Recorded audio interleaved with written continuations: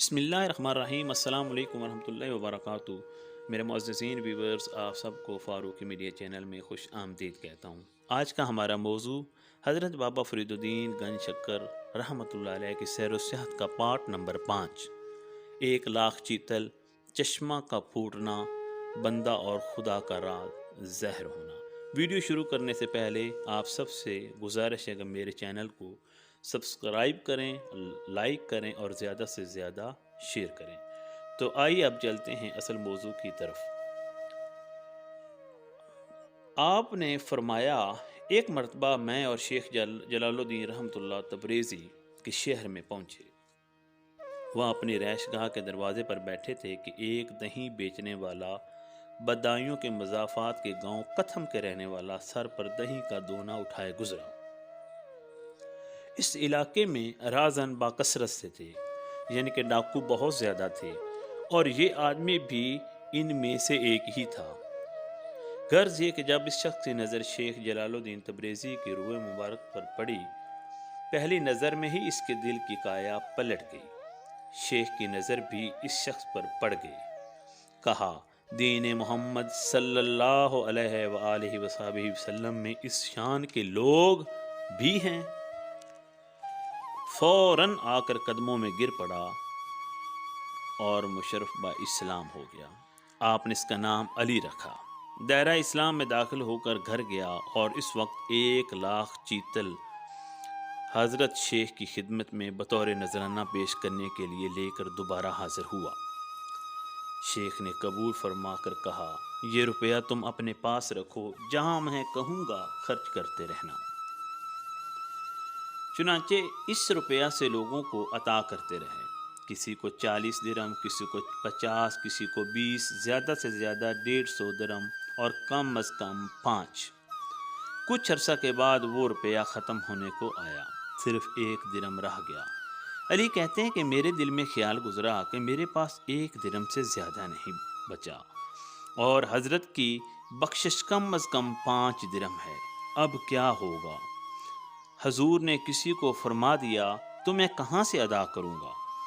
میں اسی ادھیڑ پن میں تھا کہ ایک سائل آ گیا۔ اس نے سوال کیا، حضرت شیخ نے مجھے فرمایا کہ وہ 1 درم اسے دے دو۔ علی کہتے ہیں کہ میں حیران رہ گیا۔ جب شیخ جلال الدین تبریزی بدعمن سے روانہ ہوئے تو علی نے خواہش ظاہر کی کہ حضرت مجھے بھی اپنے ساتھ لے چلیں۔ حضرت نے فرمایا، تم یہیں رہو۔ علی نے بڑی لجاجت سے ساتھ رہنے کی درخواست کی اور اصرار کیا کہ شیخ نے فرمایا، مصلحت اسی میں ہے کہ تم یہیں رہو، کیونکہ اب یہ شہر زیر سایہ ہے۔ چنانچہ شیخ روانہ ہو گئے اور علی وہیں رہے۔ یہ بھی اسرار الاولیاء میں درج ہے۔ ایک مجذوب بزرگ سے ملاقات کا واقعہ۔ آپ نے فرمایا کہ ایک دفعہ دوران سفر ایک مجذوب بزرگ سے ملاقات ہو گئی۔ اکٹھے سفر کر رہے تھے، ایک صحرا میں ہمارا گزر ہوا، پانی کی قلت تھی، مجھے شدید پیاس محسوس ہوئی، لیکن اسی بزرگ کی وجہ سے میں نے پیاس کا اظہار نہ کیا۔ وہ بزرگ روشن ضمیر تھے، کھڑے ہو گئے اور فرمایا، مجھے معلوم ہے تم پیاسے ہو۔ میں نے عرض کی، حضور درست فرمایا۔ فوراً اپنے پاؤں مبارک کو زمین پر مارا، پانی کا چشمہ پھوٹ پڑا۔ فرمایا، جتنا پانی چاہو پی لو۔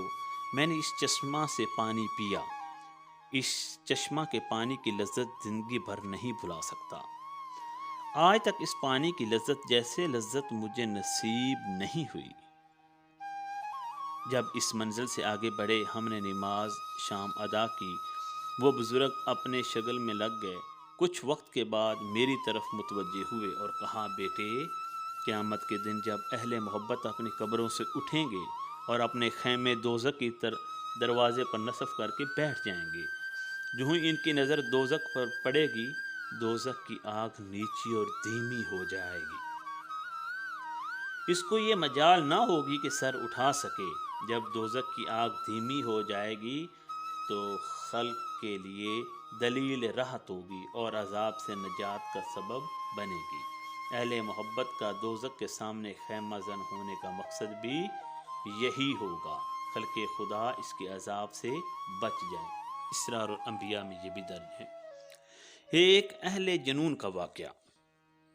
ایک دفعہ اہل جنون میں سے ایک صاحب مجھے ملے۔ وہ درویش 60 سال سے عالم جزم میں تھے۔